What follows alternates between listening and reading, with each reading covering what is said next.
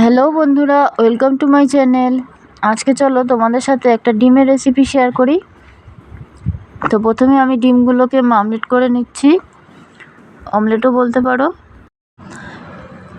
তো সবকটি ডিমই আমি এভাবে একে একে মামলেট করে নেব, তারপরে আসল রেসিপিটা শুরু হবে।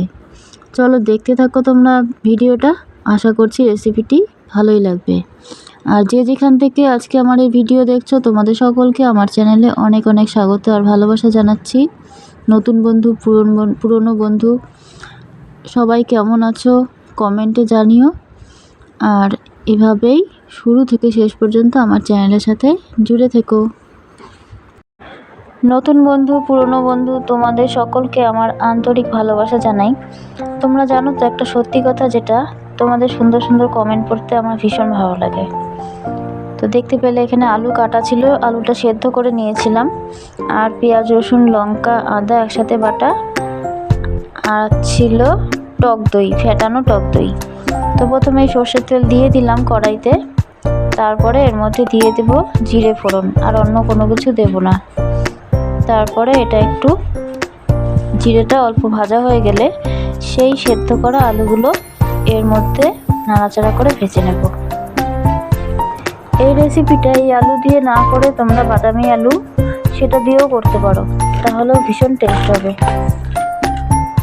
আর এই আলুর মধ্যে আমি পরিমাণ মতন হলুদ আর লবণ দিয়ে এটাকে ভালো করে ভেজে নেব। তারপরে সেই বেটে রাখা মশলাগুলোকে এর মধ্যে দিয়ে দেব।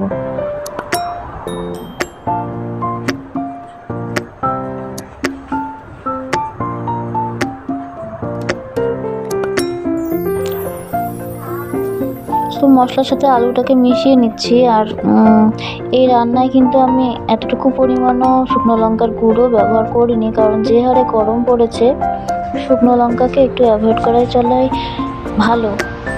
তো আমি এমনি যে কাঁচা লঙ্কার মধ্যে পাকা লঙ্কা ছিল সেটাই বেটে রান্নার মধ্যে দিয়েছি। মশলাটা মোটামুটিভাবে ভাজা হয়ে যাচ্ছে, তেল ছেড়ে দিচ্ছে।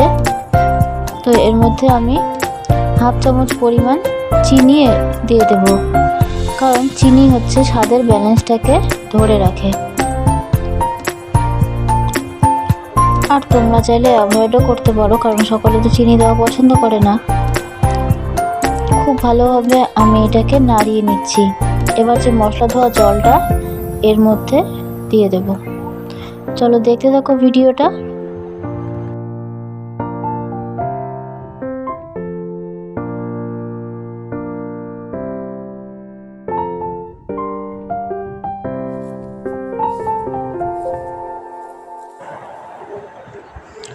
তারপর দেখো মশলাটা খুব ভালোভাবে যখন ভাজা হয়ে গেল, তেল বের হয়ে গেল, তখন আমি এর মধ্যে সেই ফেটানো টক দইটা দিয়ে আবারও খুব ভালোভাবে নেড়ে নিচ্ছি।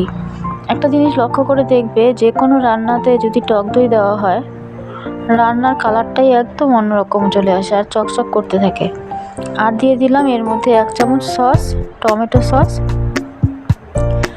তারপর আবার ভালো করে নাড়াচাড়া করে ফাইনালি জল আমি দিয়ে দেবো এর মধ্যে।